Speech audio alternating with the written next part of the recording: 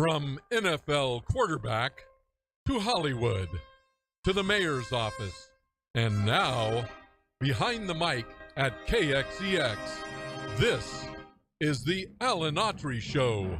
No retreat.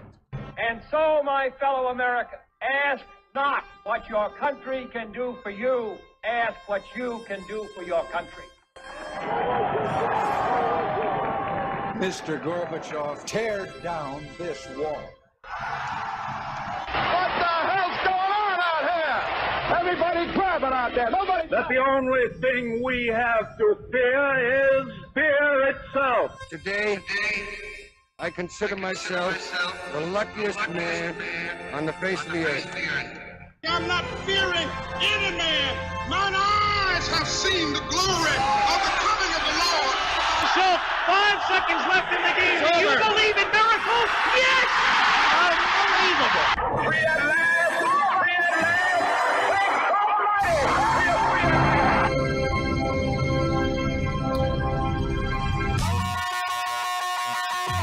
You're listening to the Alan Autry Show on the best talk in town. Talk Radio 1550 KXEX. Call Alan now, 559-899-1550. And welcome to Alan Autry, No Retreat. I'm old Alan Autry, otherwise known as Carlos Brown. Those over there in Riverdale listening, and Leighton and Carruthers to Larry know of whom I speak.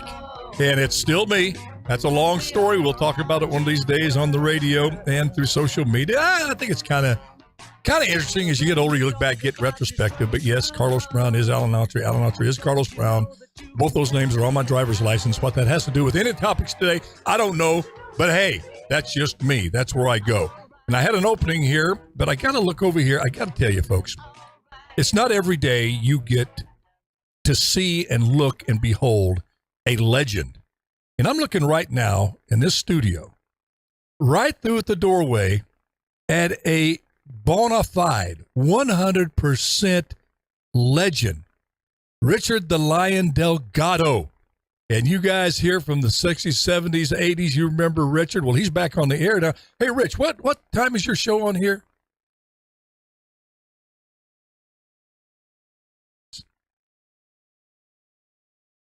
$58 and a half years, and Sunday at 3, the Rich Delgado Show.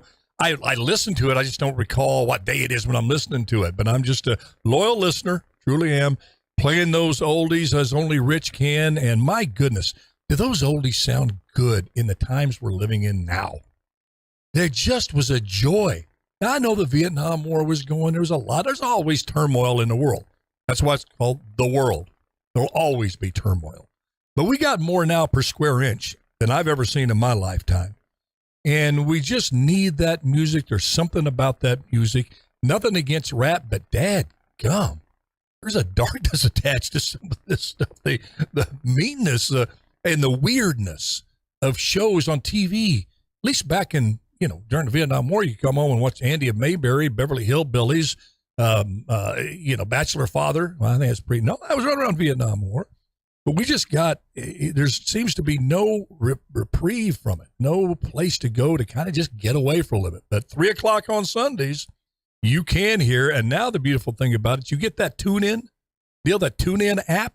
Hey, Jose's leaving. He came back in, and he's the one that fixed the audio along with Jeremy yesterday. A big shout out to him. We're having audio problems there. But anyway, back to Rich. Great to see Rich. He's going to head on out now, but it's just an honor to just be in the same place with him, Richard Delgado. Okay, a lot to talk about today, but I want to give a shout out again to all the folks. I get emails and text from time to time and just run into people here in my beloved Clovis, Fresno area. But I tell you, the whole valley is very special to me. Grew up, as I said, from like 5th grade on. I moved 6 times in 5 years before finally landed in Riverdale at California in about the 5th grade, and was able to complete all the way through high school and, stay in one place. And that was really instrumental to me. But all the folks that live out in those small towns that get up and work every day, that take the time to tune into this show. I just told Autry's Army, and being a part of that, we have a lot of fun here, talk about serious subjects, you bet, but you got to have some fun too. And I just want to tip my hat, salute, say thank you to those folks like in Riverdale, like I said, Layton, Carruthers, the Tulare Union Tribe. They used to be the Redskins, or the Tribe now, the Orosi Cardinals. You got the Lindsay Cardinals out there. You've got, as I said, the Tranquility Tigers, little towns like San Joaquin, Fireball, 5 Points, all the good folks in the small towns in this valley. I just want to say thank you. Thank you for tuning in. Thank you for being a loyal listeners to this show. And it's just great to be of you. I'm not among you. I'm of you. This valley is my home. Always will be. And as I said, valley born, valley bred. When I die, I'll be valley dead. I don't know, I was born in Louisiana. That's another story. But anyway, I guess I'm going on and on. But you know what? I feel like going on about that because I love y'all. Appreciate you so much. And, you know, you get to an age where you stop editing what you're going to say so much. Yeah, you know, you got to be discreet. You don't want to hurt anybody's feelings. Thoughts go in and out of our head quite a bit, and silence and discretion is good. You know, we're not seeing much of that in the political world. People are just tweeting, you know, mean tweets that you can't, you know, just horrible and press and send and all that. You got, you know, the politicians going at each other. But what I'm talking about thoughts are when you feel like telling somebody you love them, you feel like telling somebody what they've meant to you in their life. I used to kind of edit that thinking, well, what are they going to think? I mean, this is going to come out of nowhere. You know, we're having a conversation. You go, you know what? I just want to tell you how much I love you, how much I care about you, how much I'm appreciative of what you did for me back when or what have you. And, you know, I just don't edit those things anymore. I just don't. And I feel better for it. And I would encourage y'all to do that. I'm reminded of the Garth Brooks song, if tomorrow never comes, tell that someone that you love just what you're thinking of. Tomorrow never comes. A lot to that. I think it's from The Dance, I believe. I may be wrong. A great song with great lyrics, and had not planned that to be a part of the opening, but I looked over there and saw Richard, and I just want to thank Richard for all the joy he brought to listeners and continues to bring to listeners in this crazy, stressful world that we live in. Okay, I'm really looking forward at the bottom of the hour. We're going to have a special guest calling in from Oregon, the legendary law enforcement officer here in Fresno, was Fresno PD for years and years, Mr. Brad Alcorn, and absolutely a legend. This guy, to me, and to many others, he was a prototypical cop, what you wanted a cop to be. Tough when you have to be and tender when you should be. And I never met, out of all the years I've known Brad, which are many, many years. In fact, we're kind of related. That's another story. We may get into it, Brad. Maybe not, but we'll get into it because it's kind of interesting. But Brad gave, I don't know exactly how many years. We'll find out if the technology doesn't break down here. I think he's supposed to. Is he going to zoom in, Jeremy? Do you know, or just call it? No, he's zooming. You'll get to see his rugged face here, zooming in. But Brad Alcorn, many of you listening here in Fresno know him from his days at Fresno PD. And he, as I said, he was on the PD during my 8 years as mayor. Prior to me being there, stayed on after. And then he and his lovely wife, Jennifer, who retired from boxing and professional boxing, undefeated, y'all. Undefeated. She walked away. I just think one of the best boxers, female boxers, to grace that square arena. Just fabulous. A lot of you remember her fight. She just down at Save Mart. It was fantastic. But they moved to Oregon. We'll find out why they made that move. And he's got something that he's going to announce here that he's doing that, quite frankly, I just said, say what? Probably one of his most challenging things. Anyway, we'll have him at 12:30 if everything goes according to plan. Okay. You saw or maybe you didn't. This is semi-breaking news. Just recently, I just saw it a half hour ago on the news feed, that Biden has proposed a $33 billion aid package to the Ukraine. It's expected to gain pretty much unanimous approval, both sides of the aisle. I certainly don't support Vladimir Putin's invasion. We have to do what we can to help the Ukraine, what we can, and what's in the best interest of the United States and our people during a very difficult time economically. And you saw don't know if you saw the economic news that came out today. We had a 1.4% reduction in GDP, first time in 2 years. That's happened. Facing a lot of economic problems here, and many are projecting a really, really bad recession down the corner. That being as it may, $33 billion. It comes on the heels of Lloyd Austin and Antony Blinken basically telling Putin, we just don't want you to withdraw from Ukraine. We want to grind you into dust so you're never able, Russia is never able to do basically anything militarily ever again, which plays, I feel, right into Putin's hands because the people of Russia have a different history than we do. When your country's been invaded several times, and in World War II, you lost over 25 million people due to an invasion, and you feel that that invasion is a possibility, and with the increasing aggressive actions they feel in NATO will be a probability if Russia doesn't stand up to NATO and the United States. I'm not saying I subscribe to that line of thinking. I'm just trying to say they have no right to think that way. Is being very arrogant, very elitist, very dangerous to not try to get into the mindset of the Russian people, of which many, a vast majority, support this action of Putin. Again, when I say these things, it's like, you're a Putin mouthpiece. You want Vladimir Putin to... No, I'm just a realist. Out of all my flaws, which are too many to mention because it'd take a 10-hour show and would still only get through probably 10% of my flaws, one of the things I think God has given me a little bit of is a little bit of common sense. And life has taught me, look at the whole picture. Listen to both sides, 3 sides if it need be. And not be afraid to face the truth. And also be willing, whether we like that truth that's staring back at us or not, whether that truth fits our narrative or not, and be willing to at least, if not walk a mile in someone else's shoes, at least a few feet, to at least see things the way they do. Not to say I condone what you're doing. I mean, we don't even get anybody mental health help unless we know people that have committed egregious crimes. We want to help them get help, but we have to know why they did what they did. What is the malady that they're facing? What is the mindset that they're dealing with? That's what our prison system is all about. It's certainly not punishment anymore.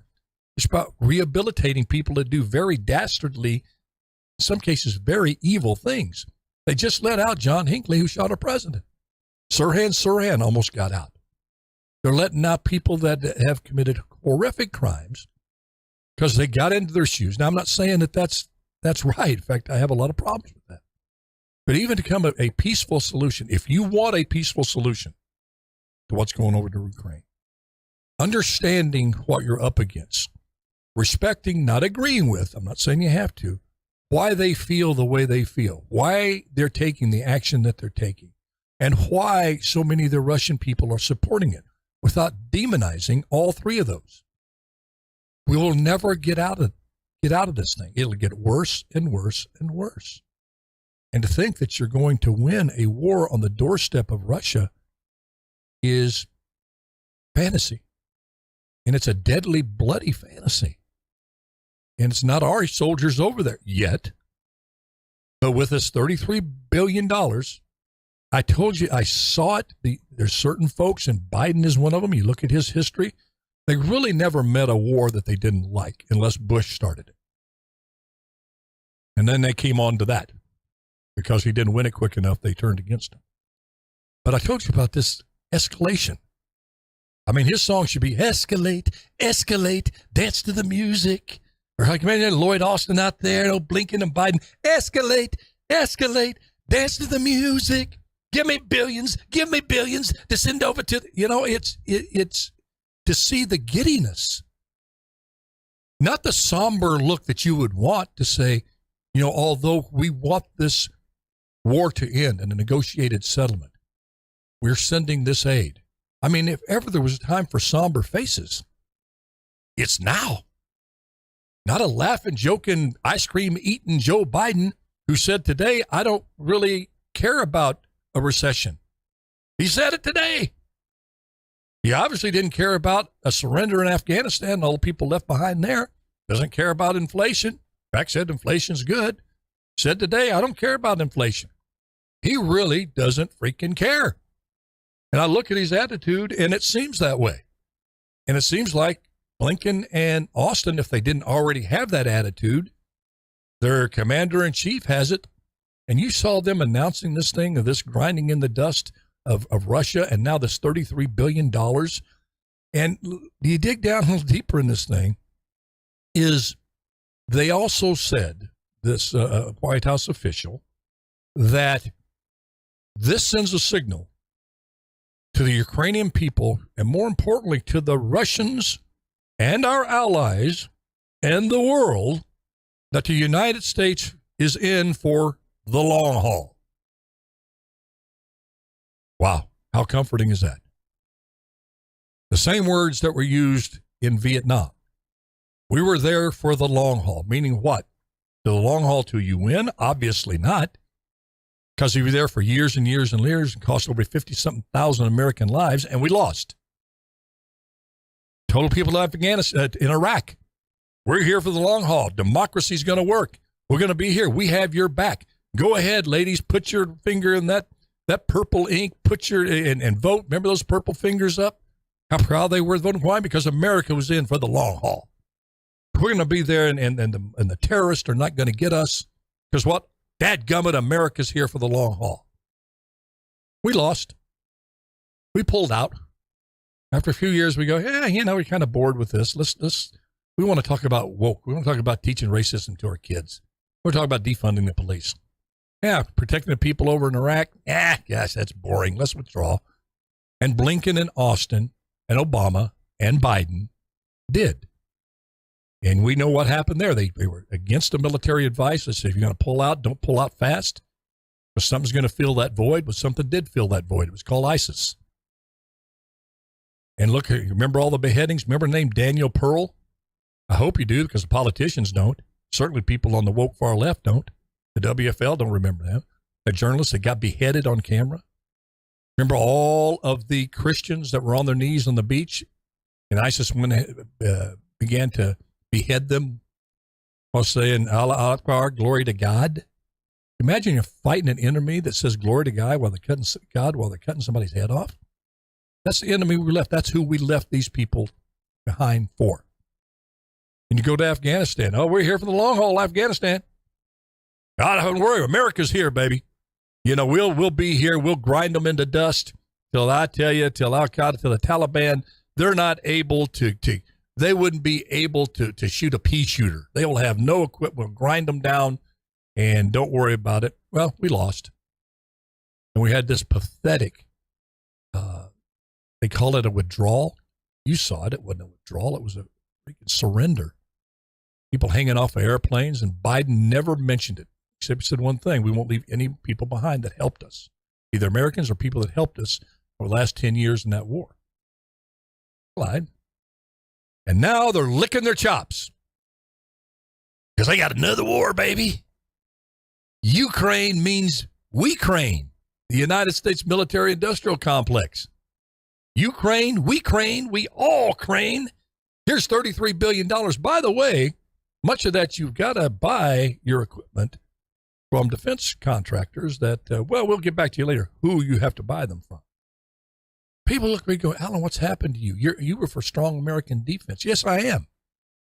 For the defense of America that's righteous and real, it's moral, and is in the best interest of the United States and the free world.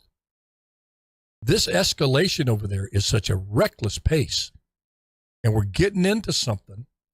The long haul, that's exactly what folks like Raytheon, that run Raytheon, the defense contractor, the biggest one in the world. Yeah, they dabble in aerospace, but their big thing, man, their bread and butter is selling arms.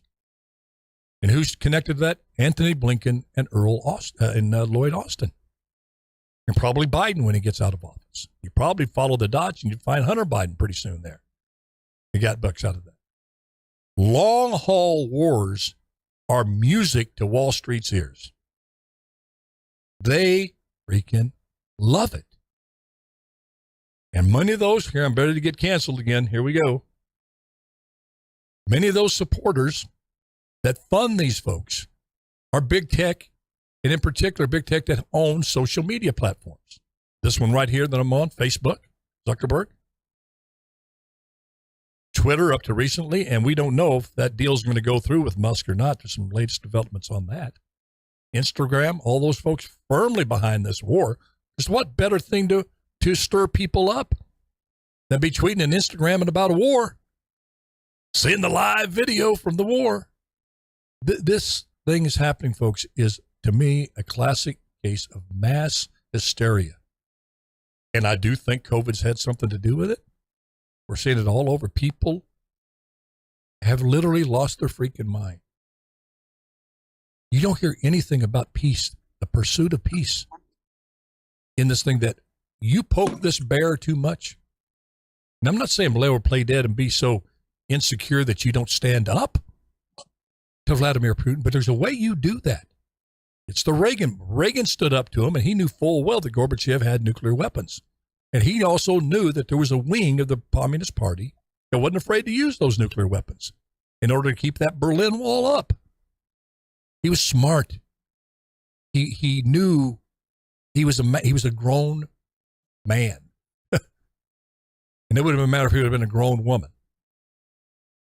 But you know you're in a world, a very dangerous, dangerous world, which the wrong move can set off a domino effect that ends up incinerating this entire planet.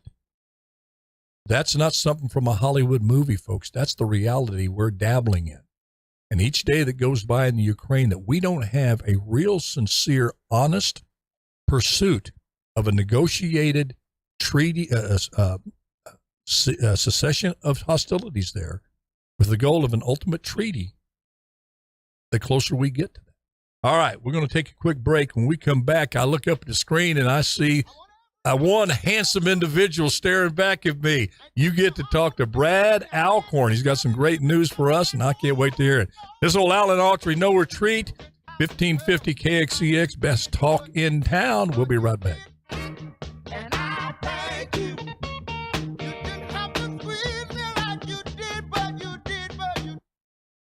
Can you hear me, brother? I got you loud and clear. I hear you great in my ear, man. You're looking good, man. A lot of people don't look good on these Zooms, man. But you got that nice low angle, gives you that John Wayne commanding look there. Well, you know, I have a face for radio. No, that's my handle, man. I tell people the face for radio is finally in radio. Oh man, so that's yeah. How's the weather there, brother? Man, it is beautiful. It is absolutely beautiful. It's probably mid 60s, maybe a little cooler, and a little bit of overcast with typical coastal weather, man. It's like this a lot here. We love it here. Yeah. Well, you guys have loved that for a long time. You guys used to go up there and vacation a lot, right?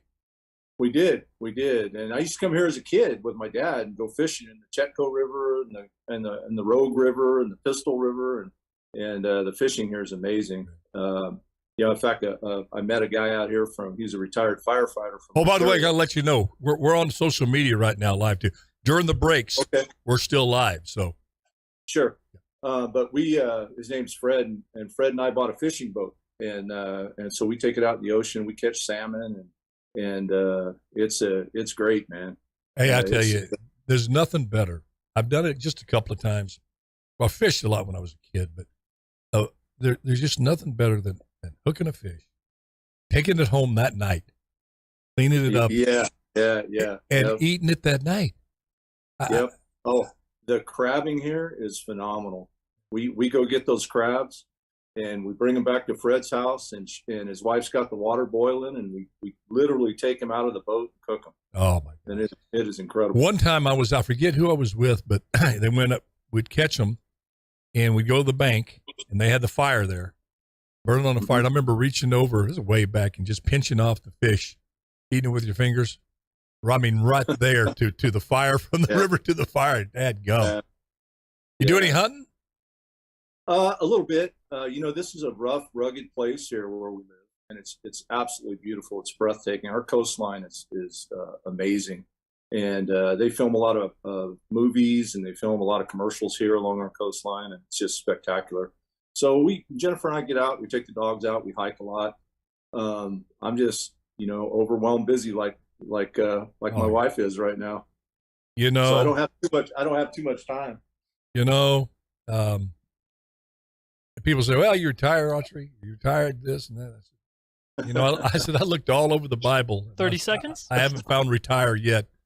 In fact, just the opposite. God calling Moses when he was 80. You're always going to be doing something. Okay, we're getting ready to go back on the air here. All right.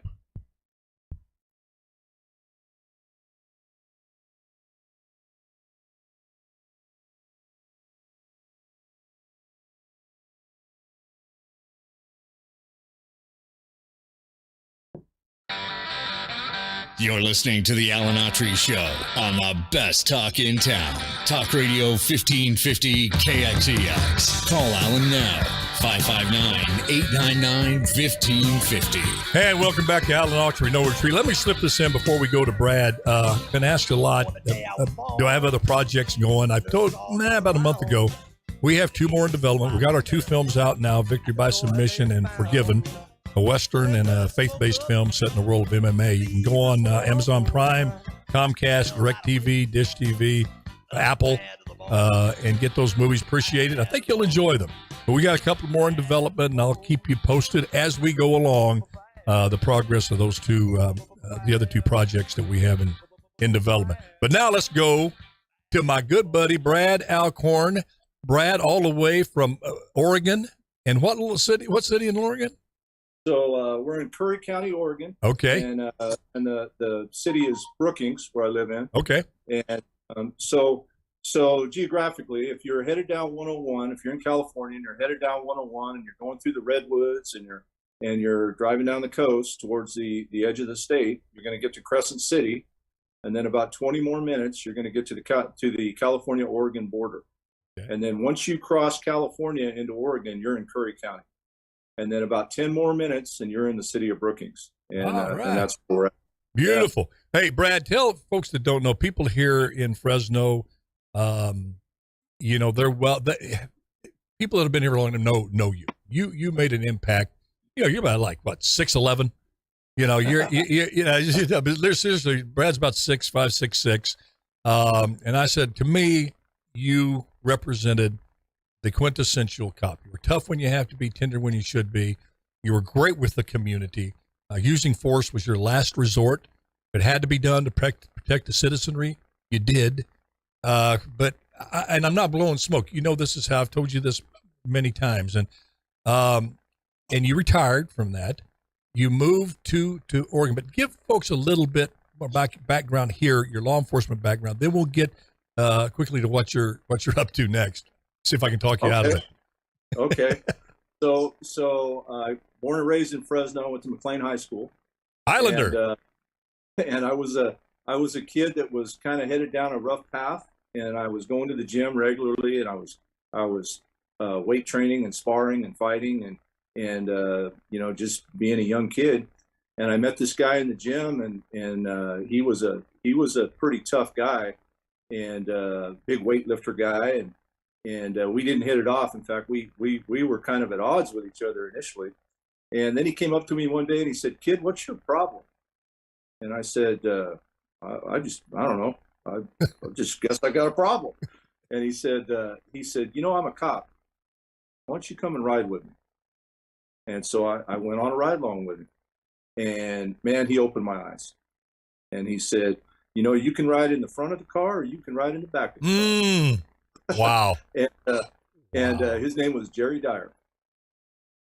And he helped me a lot. He mentored me, helped me. And so I started taking some college courses. I got in the academy, and ultimately I got hired at Fresno PD. And I had a 34-year career there, Alan. Yeah. It was an incredible experience. The city was great to me. The police department was phenomenal. It was just incredible. I got to be part of so many things. I was one of the first canine handlers. In fact, we started the program. I got to spend 15 years on our special weapons and tactical team, which was just an incredible life experience. Man, I got to work homicide for 8 years, which was, I mean, I can just go on and stories about that. And then I worked our auto theft unit, our heat team, our career criminal team, worked in undercover capacities. And then my last year was 2017. And I wanted to finish the way I started. So I stepped away from all those special assignments, put a uniform back on, and went back to patrol for my last year. Yeah, I remember that. How do you go undercover at 6'6", 250? Not very well. I used to worry about you on that. You tell me I'm going undercover when I was mayor. I go, well, Brad, gum. You know, aren't you Brad Alcorn? No, I'm not. I'm just not too many. What you do is you sit in the car and you let the other guys. I got you. And you mentioned mentioned Jerry Dyer. Jerry Dyer now is our mayor. City of Fresno. He is. He's got a great story himself about turning around. There's the before Jesus Jerry and the after Jesus Jerry. I know them both.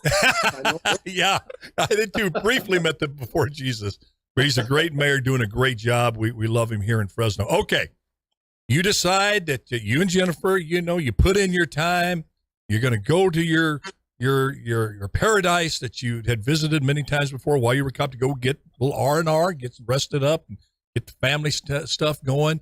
And you're going down, you're fishing, and you're doing a little hunting, you're hanging out and filling the tanks up and enjoying. And then you decide to get into politics. Tell us what you're doing. What are you thinking? I know. All right, go ahead. So we moved from Fresno. We were there, I was working on a SWAT team in the 90s, and Fresno was violent. Oh, man. Under siege. City under siege. It was. And Chief Winchester, in fact, he created the violent crime suppression unit by activating the SWAT team full time. And it was, man, the tempo of work was ridiculous then in the 90s. Now, you guys were on the street when, Brad, like from Thursday, Friday, and Saturday, or how many nights? It wasn't every night, but it was the hot nights, right? Yeah, well, we put a team out every night. Oh, every night? We put a team out 7 days a week. Well, it worked. Crime just plummeted. It did. And a lot of credit to Chief Winchester on that. He took a lot of criticism for that. There was some national media attention because we were viewed as a paramilitary because we were the way that we were dressed and the equipment we were carrying. But we had kids being shot. We had. Oh, it was crazy. There were streets that a police car couldn't drive down because they would get shot. And pretty much every city did their own VC. After Fresno was the first to step forward. They did. And we had an immediate impact on that. But it was very dangerous time. But it was very impactful. And anyway, Jennifer and I saw the city kind of transitioning back to that. And we started to see the shift in with a lot of the homeless issues and a lot of the drug addiction issues that were happening in Fresno, and we wanted to move away from that and move somewhere safe. So that's how we ended up in Prairie County, and that's how we ended up in Brookings. And of course, my wife, Alan. As soon as we get here, she's immediately involved with the Humane Society. She's cleaning kennels. She's washing dogs. I love it. She's doing her thing. And I took about a year or so to decompress from my career, and I'm watching my wife do all this stuff, and I'm like, you know what? I got to add value to the community. I mean, I need to serve in some capacity. So I got on the Parks and Recreation Committee, and I served there. And then there was an opening on the Budget Committee. So I got on the Budget Committee and the Budget Committee for the county. And when I got on the Budget Committee, I met the sheriff because I had to talk to him about the sheriff's budget. And that's when I realized how underfunded, understaffed, and underprepared the sheriff's department was. And it was all from being a lack of priority to political officials. And so I volunteered at the sheriff's department. I became a reserve deputy, and I can't kick down doors and catch bad guys anymore, but I can teach. I can help with investigations. We actually started a canine program here, and so I teach the deputies and I teach the dogs, and I do that every week. So I'm just volunteering basically. Right. Then the city of Brookings had a council member that was ill, couldn't perform his duties, and I was asked to step on the city council and fill an appointed position for a short period of time.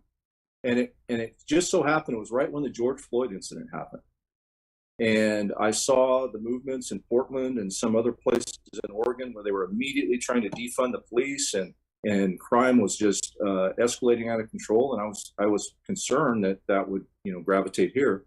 So I accepted it, and then I served as an appointed council member, and then I ran for office, and I was elected. I got 67% of the vote in the city council, and I'm a city councilman now. And now I've accomplished the things that I want to accomplish as a city councilman. We've shored up our public safety. We've shored up our infrastructure. Our parks are phenomenal. And now I'm looking at what's happening in the county. And we have some serious funding issues. And if we don't make our sheriff's department a priority, we're going to lose them. We're going to lose them. So you're running for what's called county commissioner? County commissioner. Kind of explain what that is.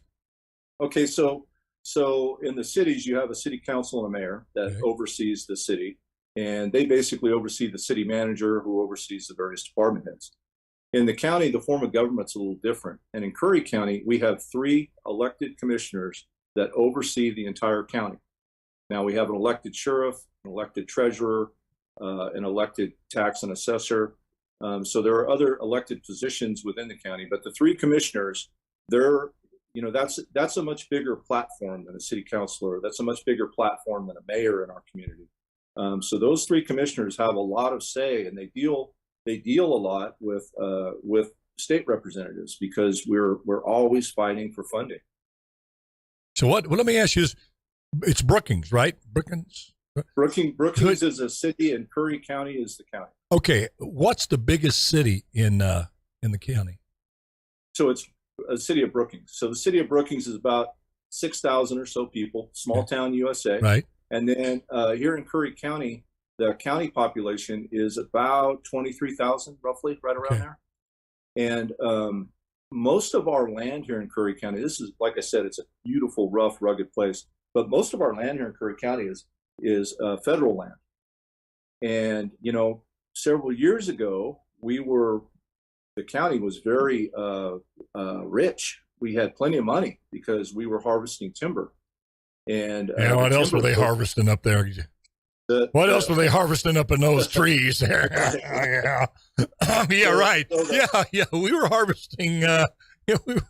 It's like the guy that says, "Yeah, I'm in offshore pharmaceuticals."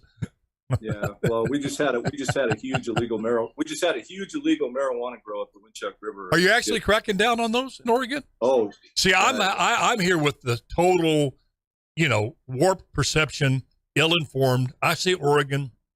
When I think about it, I think of people smoking marijuana coming out of it. It's everywhere. Nobody's cracking down on anybody. It's like, it's like the would-be fog. The smoke's so thick there. That's what I'm thinking. And that's not true, correct? Well, not in Curry County. Okay. Curry County is very conservative. Okay. Our vote is very conservative. Our people here are very conservative for the most part.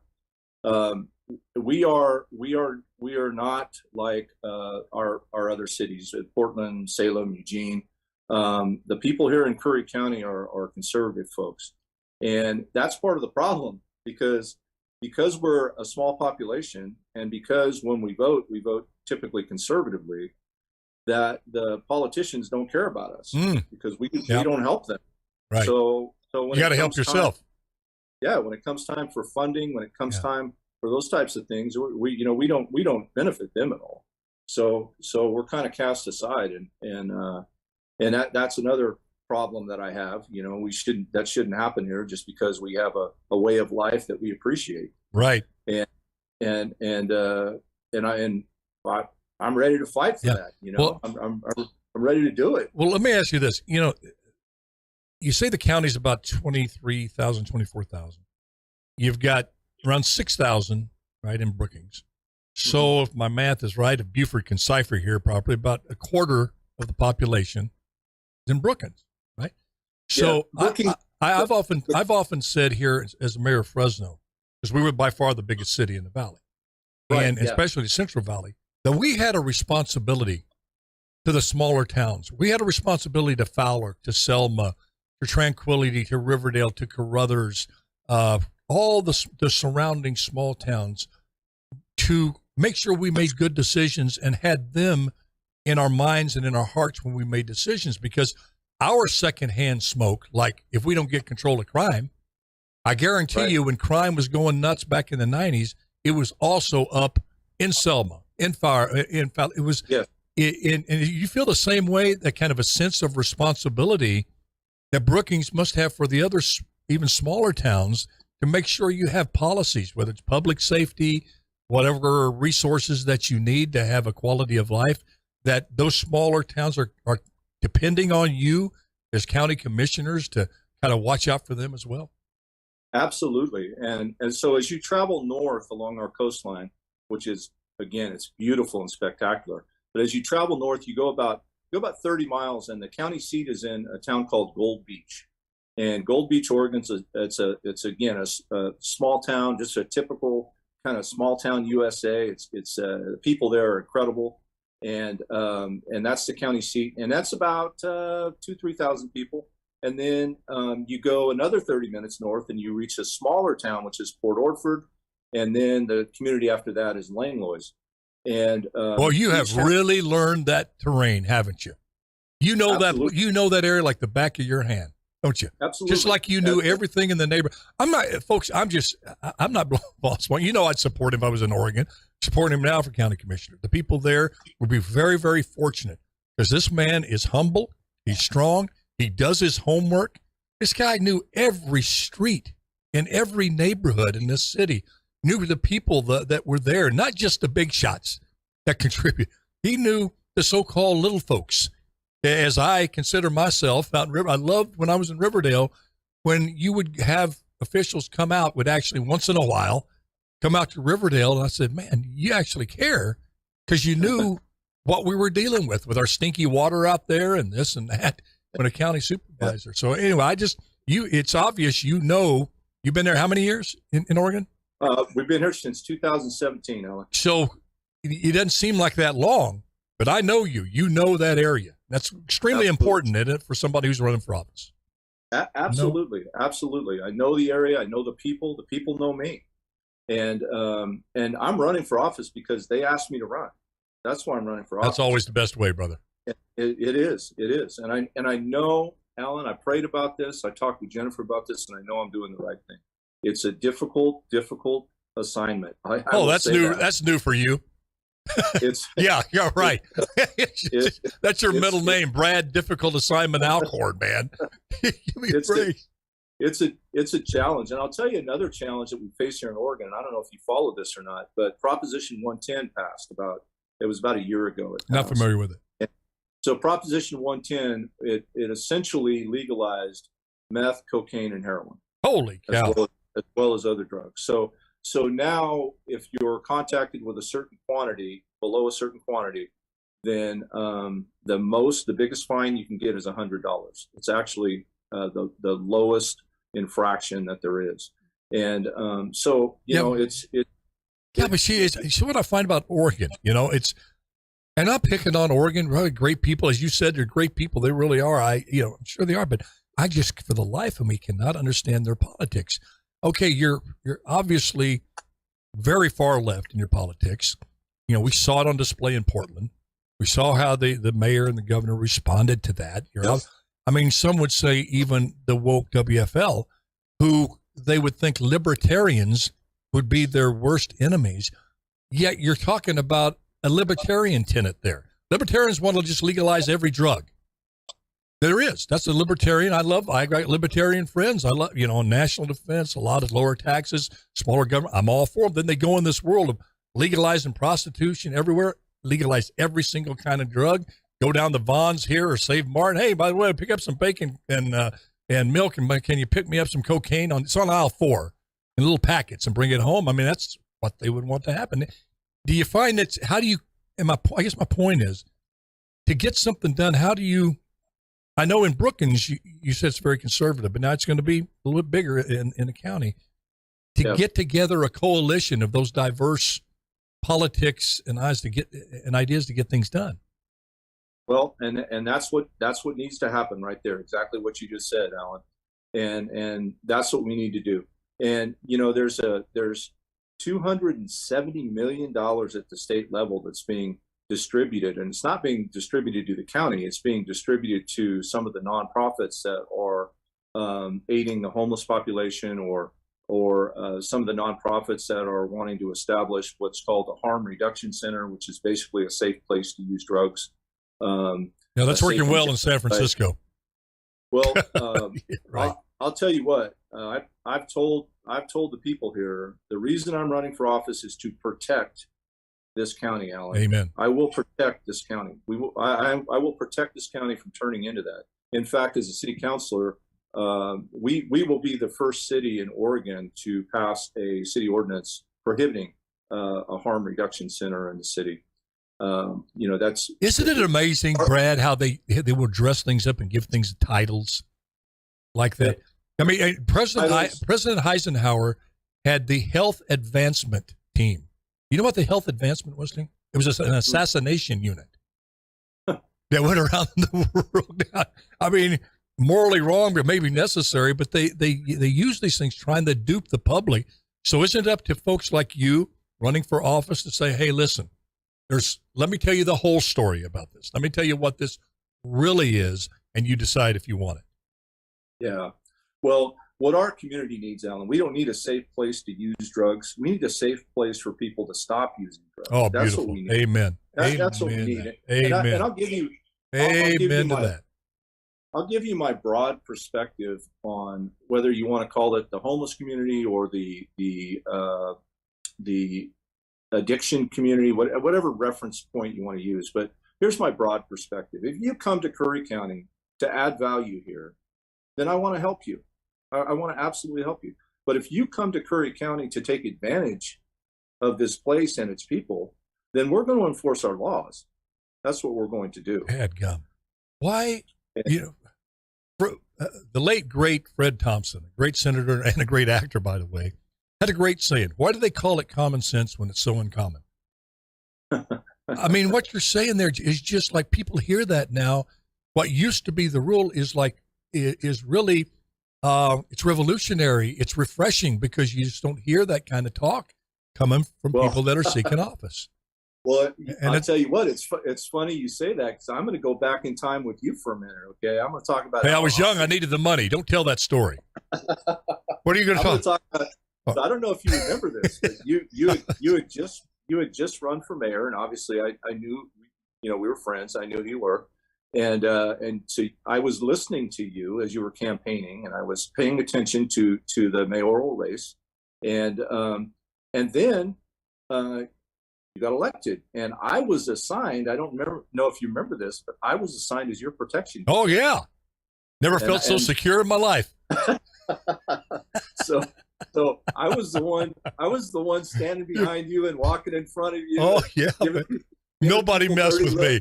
Nobody. Hey, they messed with Mike Tyson on airlines. They never messed with me because I had Brad Alcorn there. Let me ask you this, Brad, is the homeless? Dadgum, we got to have you back on the show. We got about 6 minutes to go, and I'm not going to break for commercial. This is going great here. Just love it. Do you have a significant homeless problem in Brookings and in the county? Brookings, let's talk about the whole county. So I think any homeless problems, it's a significant problem. I mean, it's a case by case with different individuals, and those who need help, who want help, we work hard to connect them to help. But there's some of our homeless population, they don't want help, right? And they're here to take advantage of opportunity. And so our problems here are not anything typical that you would see. They're definitely not Fresno. They're not Portland. They're not Eugene. They're not Medford. They're not like in those cities. But I don't want them to get that way either. And I want to be proactive in our approach. Tracking with you. I'm with you. And we just in the city of Brookings, we just funded a position called the Community Resource Officer position. And that officer is assigned to the homeless problems. and he contacts our homeless population and assesses them. And if they want help, he'll connect them to help. Sure. But if they don't, he's going to monitor them. He's going to pay attention to what going to enforce the law, like you said. Hey, Brad, we just got a couple of minutes left on this one, but I want to have you back. But real quickly, got about a minute and a half. What do you see is the main issue? You may have already gone over this, but let's go over it again. The main issue you feel facing the county that you're gonna focus on. It is funding the sheriff's department. We have to fund the sheriff's department independently from the general fund. We have to do that because right now we're pulling money out of county savings, the road funds, which are our county savings. We're pulling a couple $1 million a year, and this year we're going to pull more to fill the gaps in our lack of revenue. So we have got to fund the sheriff's department. The federal government needs to give us our land back so we can harvest the timber, or we need to realign our special districts so that more money can go to fund the sheriff's department. And then if we can't do that, we're going to have to look at a sheriff's levy. But we've got to come up with one of those options. If we don't do that, then you could hear the sheriff of Curry County coming on the news and saying, "Hey, I'm gonna have to shut down most of the jail. I'm gonna have to let inmates out. We're not gonna have road patrol anymore because we don't have the staffing for it." And that will be devastating to the entire county and to our public safety. And Alan, I tell you what, I'm going to do everything I can to stop that from happening. Well, folks, I tell you, what's the name of the county again? Curry County. Curry? C-U-R, Curry. Curry. C-U-R-R. Curry. The ballots went out today, Alan. Well, I tell you, folks, in Curry County, you got a good man here. He has never made a vow like that. I've heard him make it before here when he was an officer, and he has never, ever, in my association with him, which has been a long, long time, not followed through successfully on one of those commitments to this community. We're blessed to have him. He puts not only his mind into these, into whatever endeavor he's going after, whatever task is put before him, he puts his whole soul behind it. And in his case, actually, and sometimes to his own detriment, and I think his own health, failure's not an option for him. You're going to keep finding and plugging. There might be 1,000 ways why something can't get done, but there's one way out that it can get done. And dadgummit, you're going to find it. That's the Brad Alcorn I know. He's going to find the one way to get this done. So, folks, you're very blessed to have him. And as I hear Brad, and I know Jennifer feels the same way, they feel very blessed to be in Curry County, feel very blessed to be there in Brookings. You folks sound like great, great, great people. And looking forward to coming there and seeing y'all. Look forward to talking to my wife and coming. Been a while since. Will you give your lovely wife a big hug and tell her we miss her? And we're going to have you back on. When is the election, real quick? So the election is the 17th, Alan, May 17th. Right around the corner. Okay. All right. Thank you, brother. God bless you. I'll talk to you soon. Go get them. Say hi to Kim. I will do that. Thank you, Brad. All right. See ya. Oh, boy. I tell you, it's a good man there. And, folks, I tell you, in Curry County, you really are blessed to have him. And I can tell that's that on fire Brad that I used to be around, and dadgum, I miss him and his wife, Jennifer. Hey, folks, God bless you. God bless America. And thank you for tuning in today. Appreciate you so much. And remember, just do your best, okay? That's all you can do. Do your best and let God do the rest. See you tomorrow. Bye-bye now. Till then, who cares about the clouds if we're together?